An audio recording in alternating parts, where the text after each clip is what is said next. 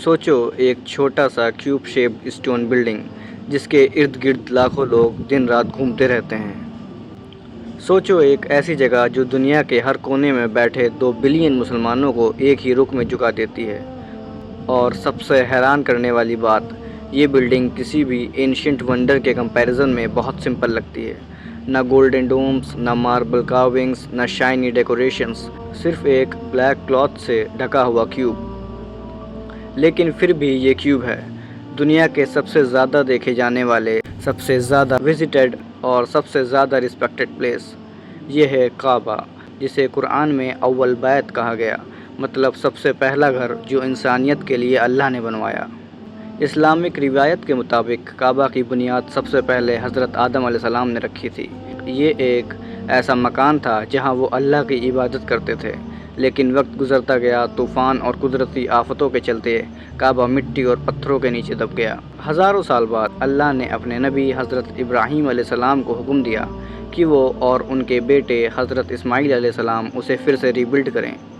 قرآن میں آتا ہے، وَإِذْ يَرْفَعُ إِبْرَاهِيمُ الْقَوَاعِدَ مِنَ الْبَيْتِ وَإِسْمَاعِيلُ رَبَّنَا تَقَبَّلْ مِنَّا إِنَّكَ أَنْتَ السَّمِيعُ الْعَلِيمُ۔ اس وقت اللہ نے ایک اور نشانی کعبہ کا حصہ بنائی، حجر اسود، جسے ہم بلیک اسٹون کے نام سے بھی جانتے ہیں۔ روایتوں کے مطابق یہ پتھر جنت سے آیا تھا اور وقت کے ساتھ انسانوں کے چھونے سے اس کا رنگ سیاہ ہو گیا۔ وقت گزرا اور انسان پھر سے شرک میں ڈوب گئے۔ کعبہ جو اصل میں ایک مونوتھیسٹک ورشپ کا مرکز تھا، بن گیا آئیڈلز کا گھر۔ قریش اور عرب ٹرائبس نے اندر 360 آئیڈلز رکھ دیے، لیکن پھر بھی کعبہ عربز کے لیے ایک سیکرڈ جگہ بنی رہی۔ وہاں آ کے وہ اپنے ریچولز کرتے، طواف کرتے، لیکن اللہ کے بجائے اپنے بنائے ہوئے ڈائٹیز کو پوجتے۔ یہی وہ زمانہ تھا جب پروفٹ محمد صلی اللہ علیہ وسلم نے بچپن اور جوانی میں کعبہ کو دیکھا، اور یہی وہ جگہ تھی جہاں ایک دن اسلام کا روحانی انقلاب شروع ہوگا۔ جب قریش نے کعبہ کو ریبلڈ کرنے کا فیصلہ کیا تو ٹرائبس کے درمیان ایک بڑی فائٹ اٹھ کھڑی ہوئی۔ بلیک اسٹون کو اپنی جگہ کون رکھے گا؟ ہر ٹرائب چاہتا تھا کہ ان کا لیڈر اس شرف کو حاصل کرے۔ لڑائی اس پوائنٹ تک بڑھ گئی کہ لوگ خون بہانے کی باتیں کرنے لگے۔ تبھی انہوں نے فیصلہ کیا کہ جو سب سے پہلے مسجد کے دروازے سے آئے گا وہی فیصلہ کرے گا، اور نصیب سے پہلے جو آیا وہ تھے محمد صلی اللہ علیہ وسلم۔ انہوں نے ایک سمپل لیکن انٹیلیجنٹ حل نکالا۔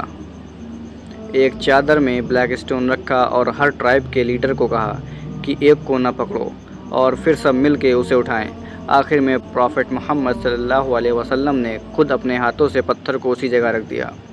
یہ واقعہ دکھاتا ہے کہ نبی صلی اللہ علیہ وسلم کے آنے سے پہلے بھی لوگ ان کی عقل اور انصاف پسند کرتے تھے۔ بعد میں جب نبی صلی اللہ علیہ وسلم نے اسلام کا پیغام دیا اور مکہ فتح ہوا تو سب سے پہلا کام یہ کیا کہ کعبہ کے اندر سارے آئیڈلز ہٹا دیے گئے اور اسے پھر سے وہی مقام ملا جو اللہ نے اصل میں رکھا تھا۔ کعبہ کا اسٹرکچر سمپل ہے، لیکن اس کا سفر کافی لمبا رہا۔ آج اس کا سائز 13 بائی 19 میٹرز اور اونچائی قریب 13 میٹرز ہے۔ اندر صرف 3 ووڈن پلرز ہیں جو روف کو سپورٹ کرتے ہیں۔ ایسٹرن کارنر میں لگا ہے حجر اسود۔ سائڈ پہ ایک سیمی سرکل وال ہے جسے حتیم یا حجر اسماعیل کہتے ہیں۔ روایت ہے کہ اصل کعبہ اسے بھی شامل کرتا ہے۔ عبداللہ ابن زبیر نے 683 CE میں کعبہ کو ریبلڈ کیا اور حتیم کو شامل کر دیا۔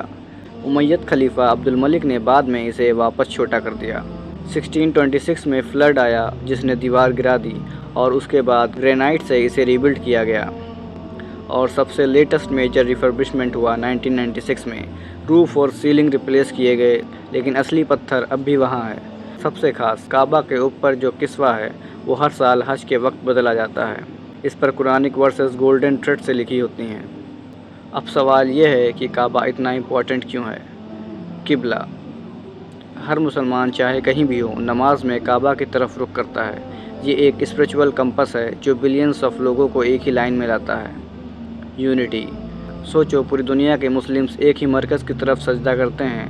یہ ایک اسپریچول بانڈ ہے جو سب کو ایک امت بناتا ہے۔ حج اینڈ طواف۔ ہر سال ملینز آف لوگ کعبہ کے گرد طواف کرتے ہیں۔ یہ صرف فزیکل گھومنا نہیں، یہ ایک سمبولک ایکٹ ہے۔ جیسے گیلیکسیز اپنے سینٹر کے گرد گھومتی ہیں، ویسے ہی انسان اپنے کریٹر کے مرکز کے گرد گھومتا ہے۔ سینکچری، قرآن کہتا ہے کہ کعبہ اور اس کے گرد کا ایریا ایک امن کا مکان ہے۔